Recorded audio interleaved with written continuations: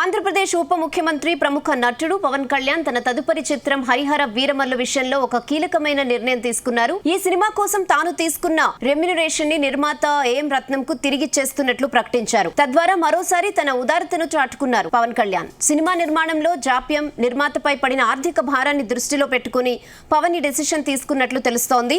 హరిహర వీరమల్లు చిత్రం 2020లో అధికారికంగా ప్రారంభమైంది.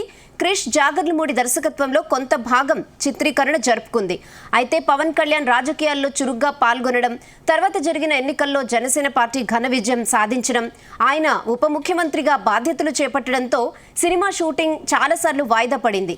ప్రజాసేవకే తొలి ప్రాధాన్యం ఇస్తున్న ఆయన షూటింగ్ కు పూర్తి సమయం కేటాయించలేకపోయారు. ఈ క్రమంలో సినిమా పూర్తి చేసే బాధ్యతను ఏఎం రత్నం తనయుడు జ్యోతికృష్ణ తీసుకుని మిగిలిన భాగాన్ని ఇటీవలే పూర్తి చేశారు. ఈ సినిమా త్వరలోనే ప్రేక్షకుల ముందుకు రానుంది. సినిమా ప్రారంభమైన నాటి నుంచి ఇప్పటి వరకు సుదీర్ఘకాలం సెట్స్ పైనే ఉండటం వల్ల నిర్మాణ వ్యయం గణనీయంగా పెరిగిపోయింది. ఇది నిర్మాత ఏఎం రత్నంపై అదనపు ఆర్థిక భారాన్ని మోపింది.